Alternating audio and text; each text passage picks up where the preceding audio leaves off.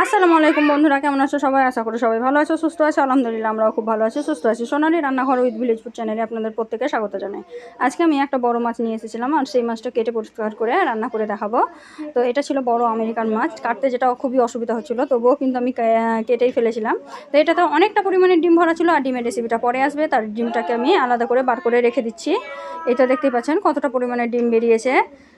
তো ডিমটাকে আমি আলাদা করে রেখে দিলাম, তারপরে মাছটাকে আমি ছোট ছোট করে কেটে নিচ্ছি। এই তো দেখতেই পাচ্ছেন মাছটা কাটতে কিন্তু খুবই অসুবিধা হচ্ছিলো, তাও কোনো অসুবিধা নাই, কিন্তু কেটেই ফেলেছিলাম। তো যতটুকু পেরেছি ততটুকুই দেখিয়েছি, কারণ আপনারা তো ছোট বড় ভিডিও দেখতে পছন্দ করেন না, ভালো জিনিস দেখবেন অথচ বড় ভিডিও দেখবেন না, এটাই আপনাদের মধ্যে একটা সমস্যা। কিন্তু আমি ছোট করেই দেখিয়েছি যতটা পেরেছি।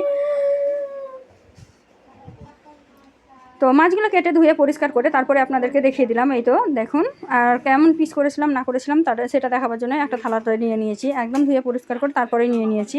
আর এখন আমি এই মাছগুলোকে লবণ হলুদ দিয়ে মাখিয়ে ভেজে নেব। তো খুব তাড়াতাড়ির মধ্যে দেখিয়েছি, তার জন্য কিছু মনে করবেন না। তো এই তো ছোটো ছোটো করে আমি ভালোভাবে মাখিয়ে দিলাম প্রত্যেকটা মাছের গায়ে লবণ হলুদ মাখিয়ে এখন ভেজে নেব। আর তেলটা আমি আগে থেকে গরম করতে দিয়ে দিয়েছিলাম, যত তাড়াতাড়ি হয় তত ভালো। তো লাল লাল করে ভেজে নিয়েছি, দেখেই বুঝতে পারছেন যে একদম সুন্দরভাবে ভেজে নিয়েছি। আর মাছগুলো তুলে নিলাম, এখন মশলাটা তৈরি করে নেওয়ার পালা। তো মশলাটা তৈরি করার জন্য আমি এখানে ওই তেলটাতেই রান্না করে নেব। যেহেতু অনেকগুলো মাছ ভেজেছিলাম তো বেশি করে তেল দিয়ে দিয়েছিলাম, তো ওই তেলেই আমি ভেজে নেবো। তাই এখন আমি দিয়ে দিলাম আদা রসুন পেঁয়াজ পেস্ট, আর দিয়ে গোটা জিরাটা আমি এমনিই দেবো আজকে। তো এই তো গোটা জিরা দিয়ে দিলাম।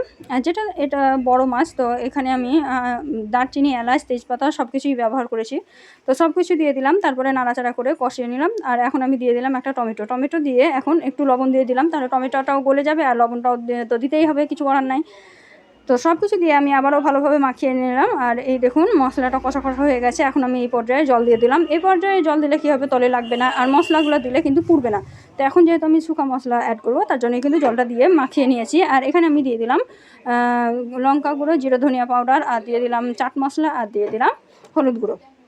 সব কিছু দিয়ে আবারও ভালোভাবে মশলাটাকে কষিয়ে নিচ্ছি। তো মশলাটাকে ভালোভাবে কষিয়ে নিতে হবে, তবে কিন্তু মাছটা একদম হোটেল স্টাইল হবে মাছ কষা। তো এই তো আমি মশলাটা কষানো হয়ে গেছে, দেখুন সুন্দরভাবে, আর সুন্দর একটা কালার এসেছিলো।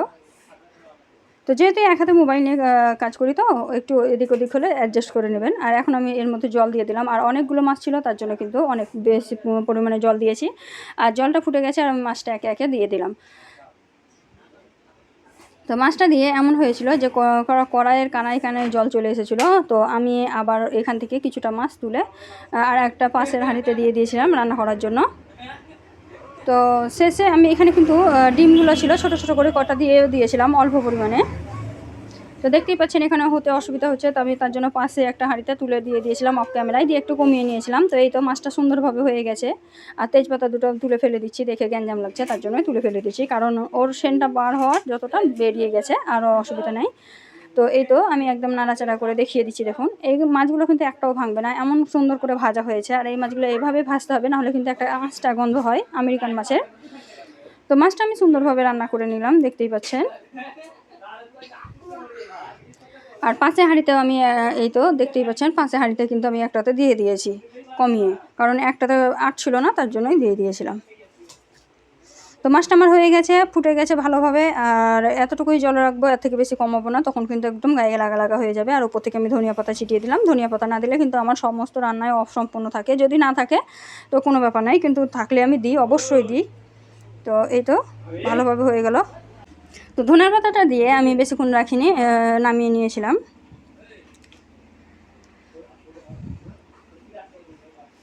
তো মাছটা আমি বন্ধ করে সঙ্গে সঙ্গে দেখিয়েছিলাম। তো দেখুন কতটা সুন্দর কালার হচ্ছে।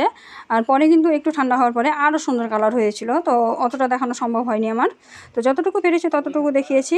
তো ভিডিওটি যদি ভালো লেগে থাকে অবশ্যই লাইক শেয়ার কমেন্ট করে দেবে। তোমাদের একটা লাইক আমাদের মোটিভেট করে নিত্য নতুন রেসিপি তৈরি করার আগ্রহ বাড়িয়ে দেয়। আর নতুন কোনো বন্ধু যদি ভিডিওটা দেখে থাকো তবে অবশ্যই একটা কমেন্ট করে দিও, আর একটা সাবস্ক্রাইব করে দিও।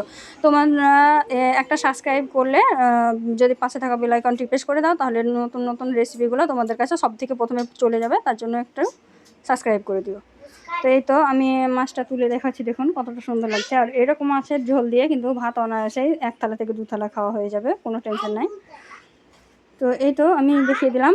তো বন্ধুরা, রেসিপিটা যদি ভালো লেগে থাকে অবশ্যই লাইক শেয়ার কমেন্ট করে দিও। এখন আমি বিদায় নিচ্ছি, দেখা হবে এই ধরনেরই আরও নিত্য নতুন রেসিপি নিয়ে পরবর্তী ভিডিওতে। ততক্ষণ সবাই ভালো থাকবে, সুস্থ থাকবে, আর আমার জন্য একটু দোয়া করবে। যে উদ্দেশ্যে আমি ভিডিওগুলো করছি সেই উদ্দেশ্যটা যাতে সফল হয়। তো খোদা হাফিজ, সবাই ভালো থেকো, সুস্থ থেকো।